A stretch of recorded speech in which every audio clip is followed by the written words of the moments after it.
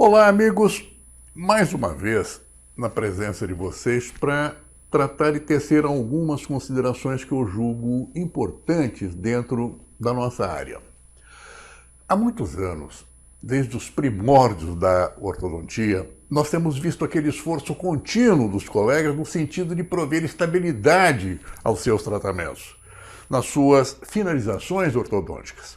Talvez pelo insucesso, até então, tenha proliferado um outro campo, que é o das contenções, ou seja, o que vai substituir o equilíbrio que deveria ser natural, espontâneo, autossustentável, à custa dos contatos dentários.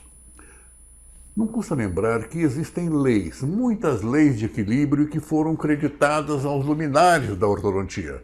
Aqueles homens que deram sustentação, fundamentação científica à odontologia. E a ortodontia em especial, como Hanau, Gysi, Planas, Byron, Tiedemann, entre inúmeros outros que manifestaram seu pensamento através de leis. Há que conhecer leis. Conhecendo-as, aplicá-las. São elas que vão prover aquelas condições básicas, indispensáveis para que um tratamento seja estável. Dentre essas leis, a gente poderia destacar hoje, e quero fazer uma observação referente a um muito conhecido ângulo de Bennett. O que vem a ser, qual é a sua influência ao lado do movimento de Bennett como referenciais para caracterizar aspectos de funcionalidade na estabilidade ortodôntica. Vou tecer algumas considerações a respeito. Vem comigo. Em postagem anterior, quando abordamos um teste para avaliar a estabilidade de um tratamento ortodôntico, através da mensuração das dimensões verticais de oclusão e lateralidade, fizemos de passagem menção ao ângulo e movimento de Bennett, que merecem alguns esclarecimentos.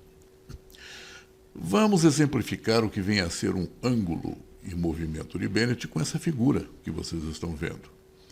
E em que medida relacionam-se com um aspecto de equilíbrio-oclusão tão importante nas finalizações ortodônticas e que nós nos vimos nos ocupando ultimamente.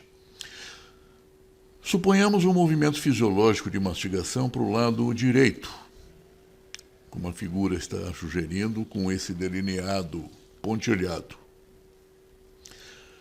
As setas verdes deste lado direito de trabalho exibem um movimento em gota d'água, típico de uma mastigação fisiológica, enquanto do lado oposto, lá em cima, no côndilo esquerdo, outra seta verde indicando o trajeto do côndilo em um movimento para frente, para baixo e para dentro, o que vem a ser o ângulo de Bennett.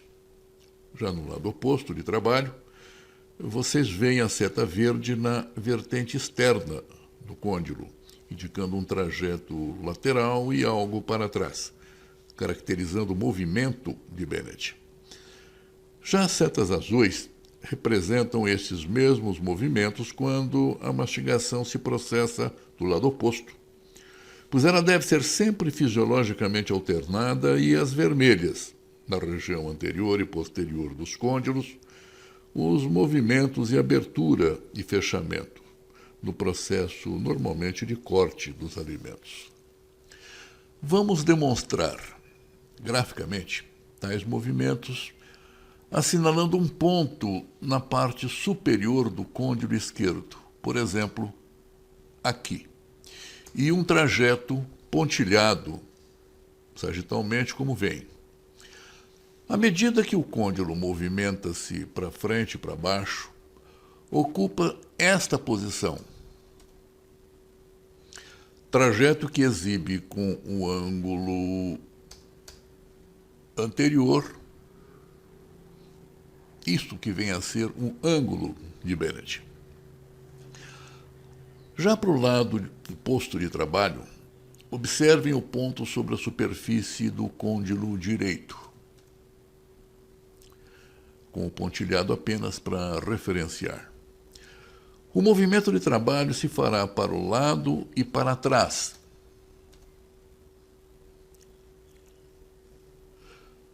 formando entre ambos um ângulo, como vocês estão vendo. Porém, o que deve ser destacado é a medida linear entre a posição inicial e final, como vem aqui. Portanto, o lado de balanceio exibe um ângulo de Bennett e o trabalho, o movimento de Bennett. Bom, gente, e daí? O que isso representa ou representaria no equilíbrio das finalizações ortodônticas? Existe alguma ligação? Vejamos. Uma finalização equilibrada pressupõe um sistema estruturalmente equilibrado. Isso é lógico. E que vai muito além do aspecto puramente dentário.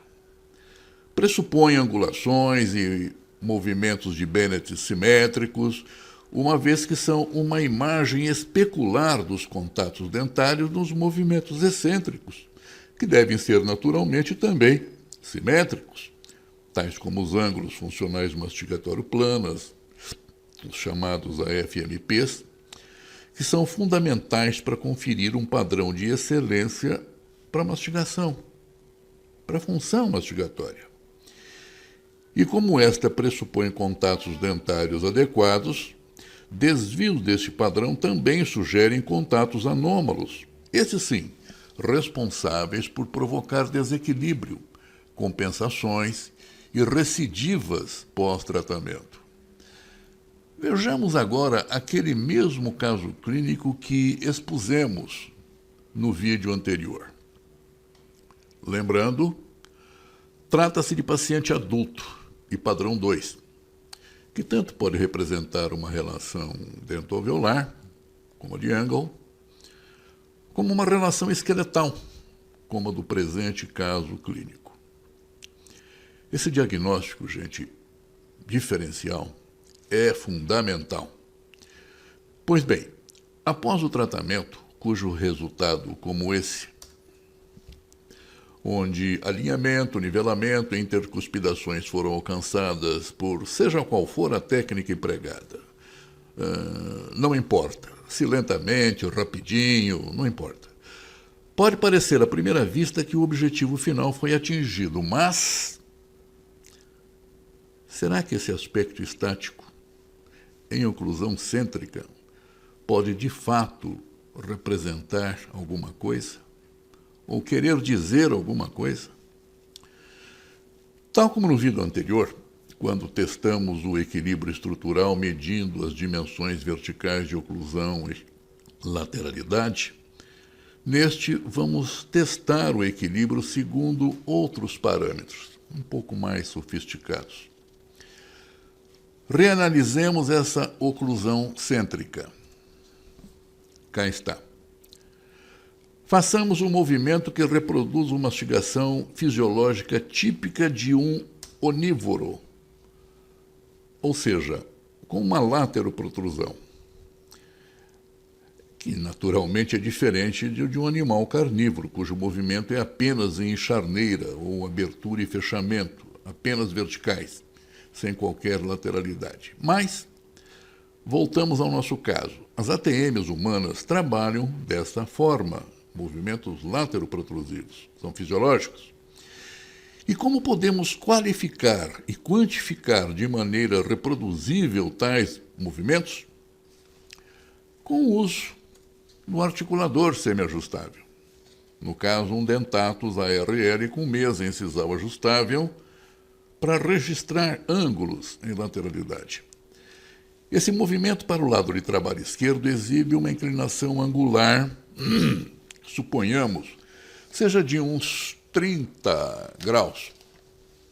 A seguir, veja um trabalho do lado oposto, direito, cujo aspecto já exibe enorme diferença do anterior, é visível, e registra uma angulação, suponhamos, de 50 graus.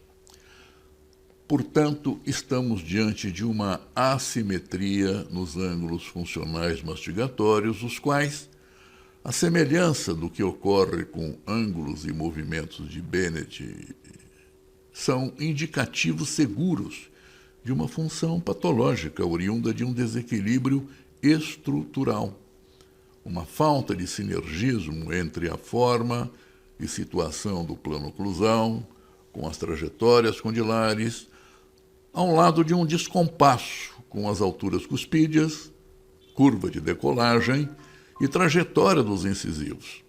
Detalhes que só podem ser avaliados e compreendidos com o emprego do articulador. Por isso, recomendo aos colegas um mergulho profundo na área de oclusão e estudada com o auxílio desse dispositivo que vai permitir observar e compreender claramente todos os detalhes que merecem identificação e ajustes, se necessário. Portanto, aquele aspecto inicial de aparente finalização encerra um sistema em completo desequilíbrio oclusal. E que, se a permanecer dessa forma, sem dúvida, será palco de recidivas, e recidivas graves, ou então mantidas apenas à custa de contenções intermináveis. Mas há várias outras formas de indicativos de equilíbrio estrutural do sistema que serão abordados oportunamente. Como vê, o principal objetivo terapêutico é procurar, na medida do possível, claro, espelhar-se em um modelo estruturalmente equilibrado, ter consciência deste modelo, nos seus diversos segmentos neuro, ósteo, dento, músculo, articulares, que venham a permitir autossustentabilidade pós-tratamento ortodôntico. Inúmeros casos clínicos, segundo este protocolo terapêutico, os colegas podem acessar no meu site. Todos eles sedimentados e fundamentados em fatos clínicos. Como os colegas tiveram oportunidade de observar, essa correspondência entre ângulos e movimentos de Bennett, os quais, ao lado dos ângulos funcionais mastigatórios e seus papéis na bilateralidade da função mastigatória, foi um lembrete do campo da oclusão, que deve ser analisado cuidadosamente.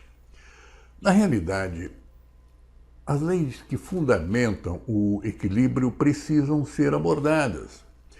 E eu farei oportunamente em vários outros vídeos, porque são vários os aspectos.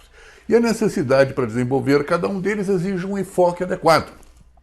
Então, eu pretendo, daqui para diante, fazer algumas abordagens a respeito dessas leis que interferem na terapia ortodôntica, para dar uma ideia mais geral para vocês.